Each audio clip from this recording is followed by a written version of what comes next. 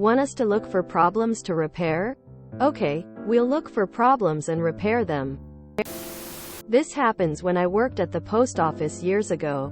I was one of about 40 mechanics and electronic technicians on the 3 p.m. to 11:30 shift whose job it was to fix the machines used to process mail.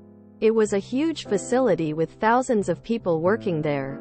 This may not seem believable today, but first-class mail had to be received, processed and shipped out within 24 hours.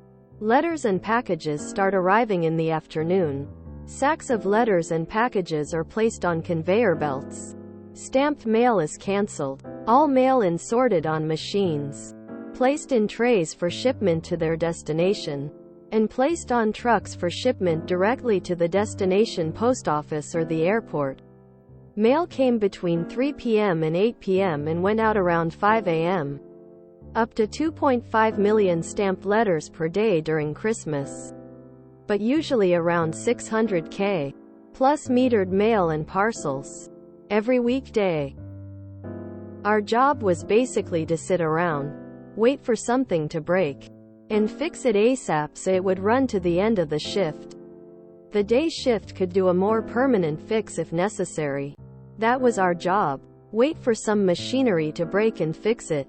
We sat in small groups near our machines and read, gossiped or did whatever. One day, some big wig saw us and didn't like us sitting around doing nothing.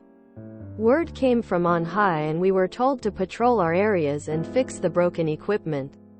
Our chairs were taken away so we could not sit down. Now comes the malicious compliance. We did as we were told. We patrolled the building. If anyone saw something broken, we shut down the equipment and fixed it. According to safety regulations, we were required to lock out the power source with our individual padlocks and rope off the area. Hey you 50 clerks. You need to move from under this conveyor belt so we can replace it. Of course, that disables part of the 6-mile-long system.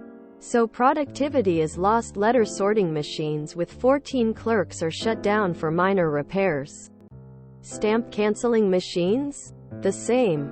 Productivity slumped and hundreds of clerks were required to work overtime that night and morning to make up for equipment being shut down for repairs. I'm sure the first night it cost tens if not hundreds of thousands of dollars in overtime. After 3 days, our chairs returned and it was business as usual. Downtime is good. It's an indicator that the team is able to stay on top of their workload without it being a constant grind fest. I love when a micromanager's directive is affected by the law of unintended consequences. One day they might even look to see what happens downstream. Perfect example of manglement. Should also share to our USPS. I love that. Fine. If we can't sit down, we'll make sure everyone else will get to sit down and do nothing. As a tech, if you see me not working, that is a very good thing. It means that the well-oiled machine is humming along just beautifully. It is sad that this needs to be explained to manglement.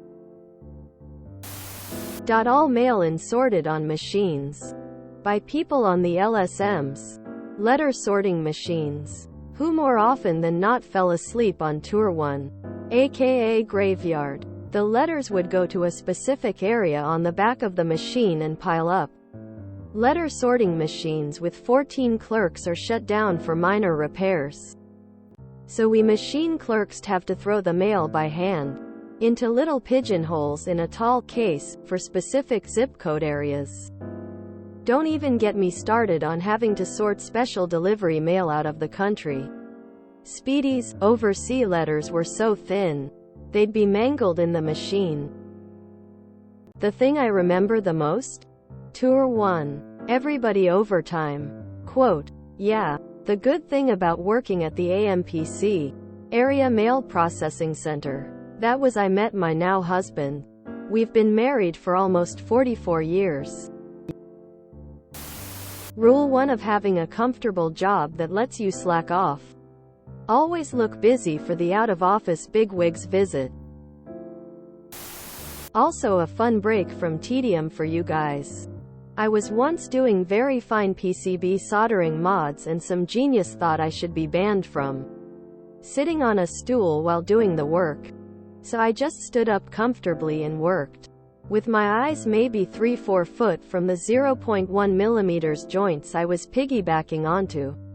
Strangely enough, almost every one after that until I got my stool back failed. I can't imagine why. Interesting. This could be a good case study in maximizing manufacturing efficiency for a business school class.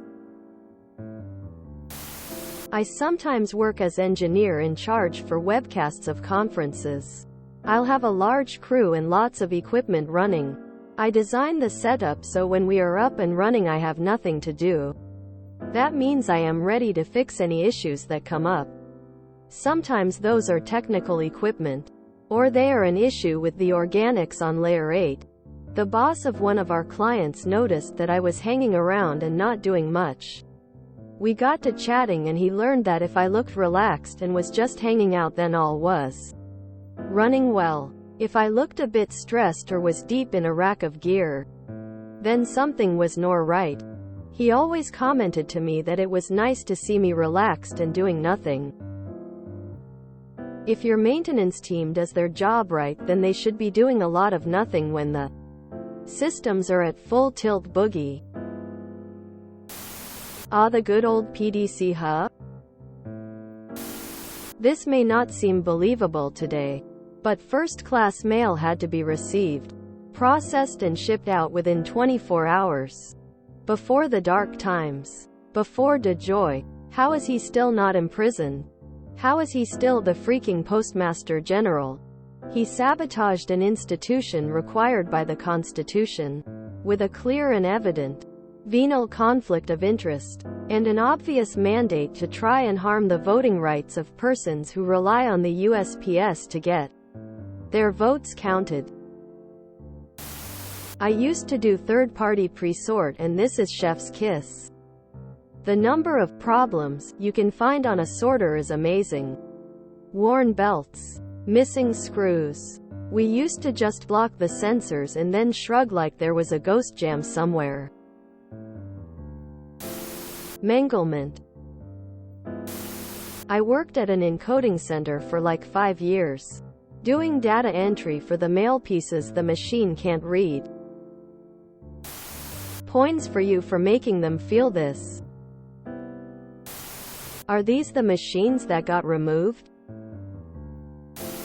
I only think of this scene when you talk about processing mail. I'm surprised at the number of mechanics. Used to work at a place with 10 miles of conveyor but no fancy mail sorters. It had a parcel sorter, sliding shoe type, and they only had 3 per shift plus the forklift tech who alone was responsible for like 2 dozen of those. Then again, this was a for-profit company, so maybe they were just being super cheap asses about it. Anyway, the mechanics were expected to do inspections and PMs. Of course. But the equipment wasn't that old and was in good working order, and the people operating it, such as yours truly, were good at spotting problems to report. And there weren't that many. So the inspections became getting under some belt on a creeper and taking a nap, with me playing lookout for their boss. We had a system and the system was good. If you enjoyed this video, please check out our playlists full of similar content. Epic Aircast is like doom scrolling for your ears. Please like, share, and subscribe.